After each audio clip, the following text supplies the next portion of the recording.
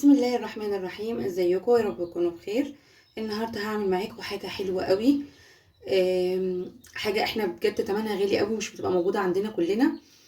هعمل معاكم النهارده الحليب المكثف المحلى، زي ما انتم شايفين القوام بتاعه حلو قوي قوي قوي، ومكوناته اقتصاديه بجد، يعني هتقومي على طول تعمليها، لان ان شاء الله ان شاء الله المكونات موجوده عندك في المطبخ.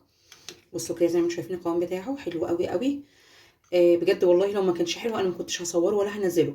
انا ساعات كتيره ببقى عايزه اعمل يعني شويه معجنات، شويه وصفات كتيره قوي بيبقى فيها الحليب المكثف المحلى ده.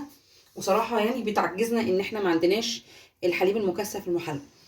فانا بصراحه دورت كده وعملت ورتبت الدنيا لحد ما عرفت اوصل للطريقه الحلوه اللي انتوا شايفينها دي.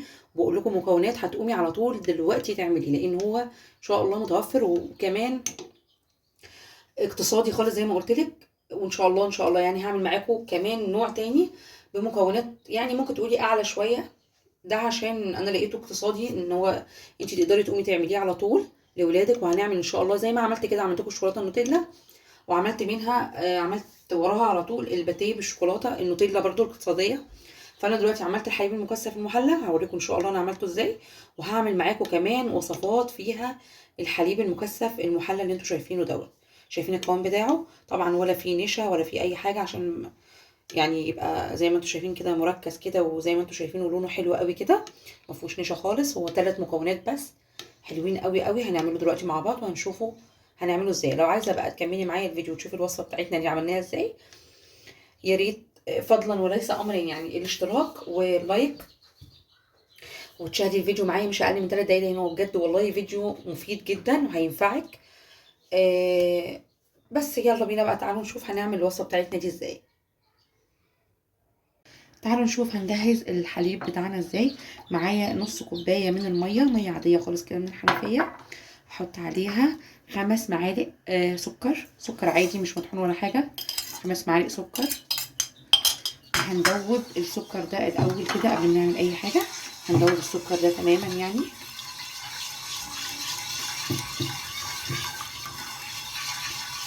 بيقف معانا وصفات كتيره قوي عايزينها، بتبقى حلوه قوي وعايزين نعملها.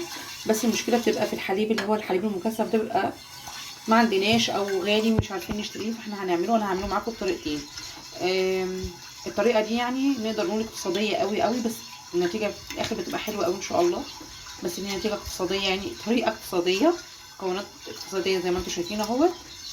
يعني كده كويس. وبعدين هنزل عليهم ب5 معالق لبن بودره، طبعا على البارد كده زي ما احنا شغالين اهوت. وبرده هندوب ده كده كويس الاول.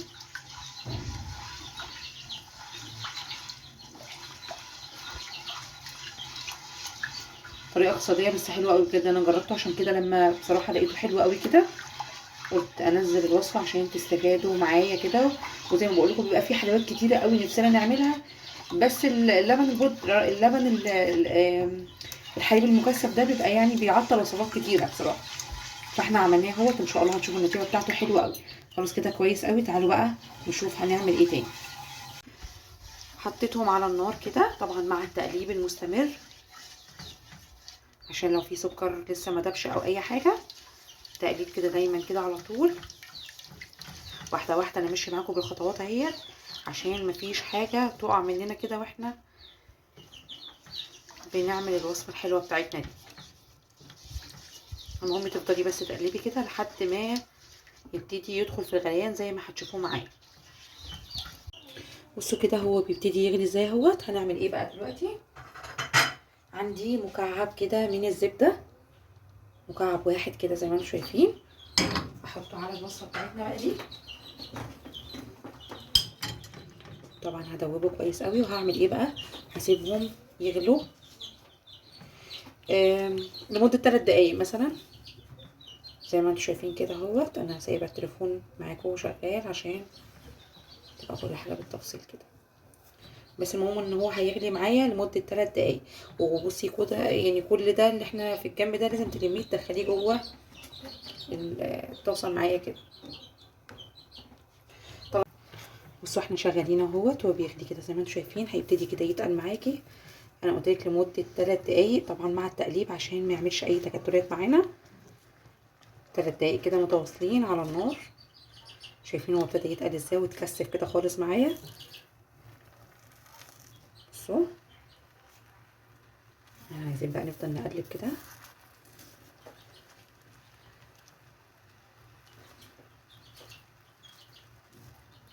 ثلاث دقايق في اي نار، عشان ما تقوليش مثلا نار عندها هتختلف ولا اي حاجه، لا يعني على اي وقت على اي مكان تسويه 3 دقايق بس. مهم التقليب والمده زي ما قلت لك ما نتلخبطش فيها.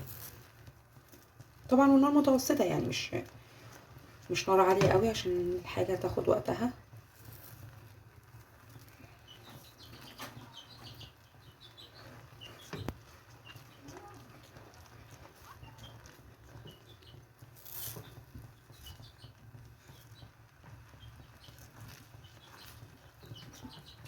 انا كده قعدت حوالي دقيقتين او يا دوبك دقيقتين كده. امشي واحده واحده كده على الخطوات بتاعتك عشان النتيجه ان شاء الله تطلع كويسه في الاخر. وريحته حلوه قوي قوي قوي كمان، يعني انا مش قادره اوصف لكم الريحه بجد هنا حلوه قوي.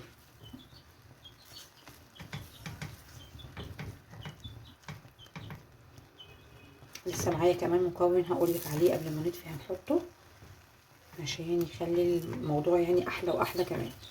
شايفين ابتدى يتقل ازاي؟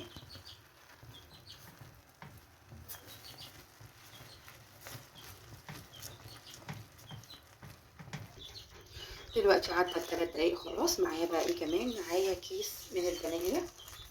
ادينا بقى طعم وريحه حلوه قوي قوي قوي يعني. خلاص كده شايفين الجمال بتاعنا. نطفي بقى النار كده، مش محتاجين النار تاني.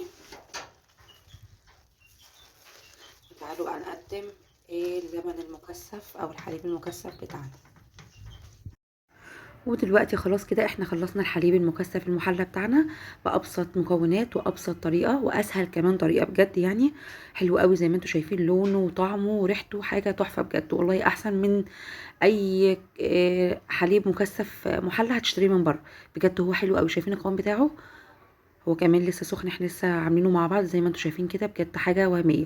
هينفعك بقى في معجنات كتيرة قوي، هينفعك في وصفات كتيره بقى انتي تقدري تعمليها. مثلا زي ما قلت لكم كان بنحتاجه كتير قوي بجد والله، وكان يعني مش بنقدر نعمل وصفات لان هو سعره عالي. مش هنضحك على بعض بس هو سعره عالي يعني، ومش موجود في كل ما يعني مش موجود في كل الاماكن. فانتي تعمليه في البيت كده زي ما انتوا شفتوا بابسط طريقه اقتصادي خالص، وهيطلع زي ما انتوا شايفينه كده وهم يعني.